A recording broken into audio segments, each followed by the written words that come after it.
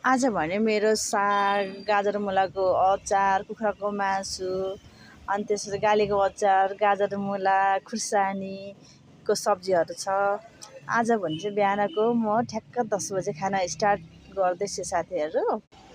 अहिले भने साग, आलुको भाउ एकदम सस्तो भएको छ अनि कुखुराको मासु पनि यहाँ मेरो घरकै छेउमा पसल छ क्या, अनि सस्तो भएको छ।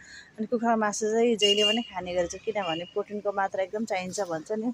अनि त्यसमा नि म एकदम पहिलाको भन्दा धेरै वेट बढेको भएको कारण चाहिँ म डेली अलिअलि मासु चाहिँ खान्छु अनि सागपात पनि खान्छु।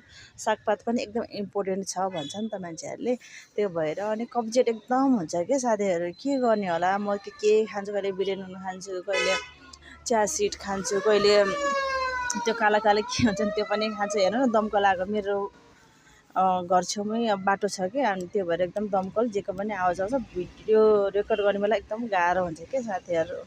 आज भने एकदम रमाइलो घाम पनि लाग्छ नि, तातो भात खाँदा मजा आइरहेछ कि, घामको लाइट आइरहेछ नि त रुमभित्र। मेरो चाहिँ भुइँतलामा रुम छ, अलिक जाडो अलिक त्यस्तो टाइपको हुन्छ अनि खुर्सानी चाहिँ अलिक पिरो पिरो टाइपको रहेछ क्या, अनि अलिक तितो जस्तो पनि लाग्यो।